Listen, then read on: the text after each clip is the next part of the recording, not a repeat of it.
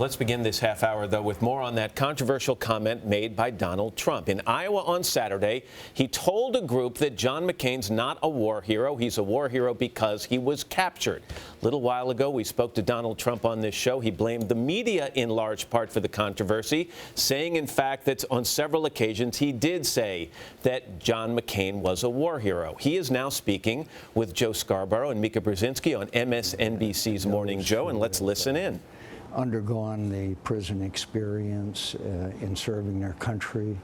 I'm in the arena, as TR used to say, but in the case of many of our veterans, when Mr. Trump said that he prefers to be with people who are not captured, well, the great honor of my life was to serve in the company of heroes. I'm not a hero. But those who were my senior ranking officers, people like Colonel Bud Day, Congressional Medal of Honor winner, and those that inspired us to do things that we otherwise wouldn't have been capable of doing, those are the people that I think he owes an apology to. And Senator, we are joined by viewers of Today as well, and Joe Scarborough has a question for you. Joe. You bring up a man who was a hero of mine, Colonel Bud Day, an early supporter from Fort Walton Beach. We talked about what a great man he was, but I remember Bud participating in a 2004 Swift Vet commercial against Senator John Kerry and questioning his military service. It pained me when Bud and a lot of other American heroes did that. Shouldn't we just keep our war heroes' military records off the political tables once and for all?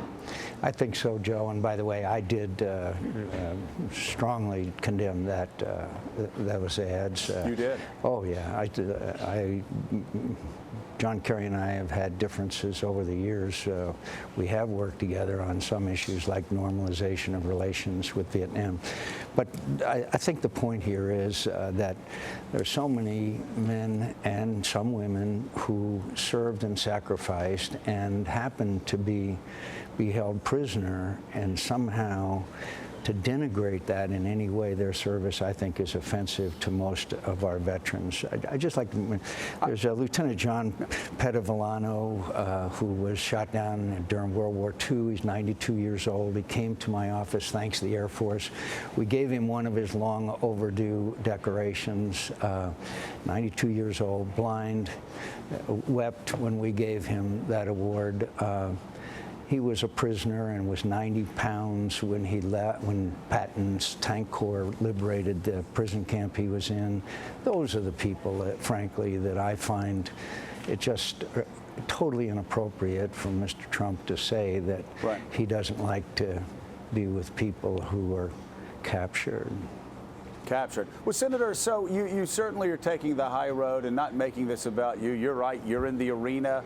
A lot of ugly things are said about people in the arena day in and day out. But talk about how you personally feel when you have someone who avoided the military draft to go fight in Vietnam, criticizing you for making the decision to go, and then when your connections could have gotten you out of active torture, you chose not to take that route, but to stay with your buddies until they all got out. I think you are old enough to remember the controversies and the wounds of the Vietnam War. Might have been the only war that you and I ever knew much about where the veterans were not welcomed home. And that's why I work so hard on the normalization of relations between our two countries, full accounting for those who are missing in action.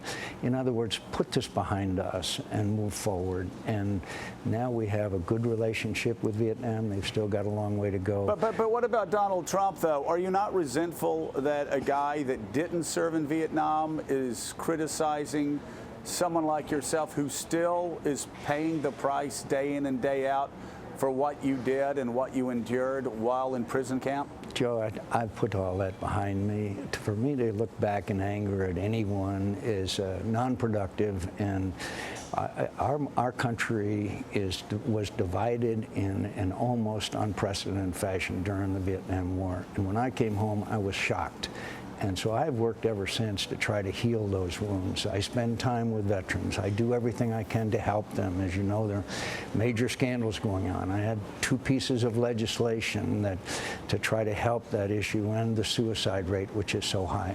The best thing to do is put it behind us and move forward and just express our gratitude to those who have served and sacrificed. Who are the real heroes?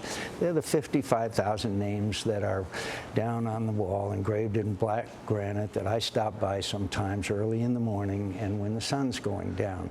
And I was 4th of July with the men and women who are serving in Afghanistan, and I can tell you they are just wonderful, better than my generation. That is John McCain, Senator John McCain, speaking to Joe and Mika over on Morning Joe, taking the high road. I think, as Joe pointed out, there's an expression that's kind of popular: never interrupt your enemy, whether it's a political enemy or a personal enemy, when they're in the process of making the mistake. And I think he's trying to keep above the fray. And given Donald Trump's words about his preference for soldiers who weren't captured, putting the focus on the heroism of all those other veterans who went through that. So you just saw that live, his first reaction to that. Absolutely. Hello, Today fans. Thanks for checking out our YouTube channel. Subscribe by clicking that button down there and click on any of the videos over here to watch the latest interviews, show highlights, and digital exclusives.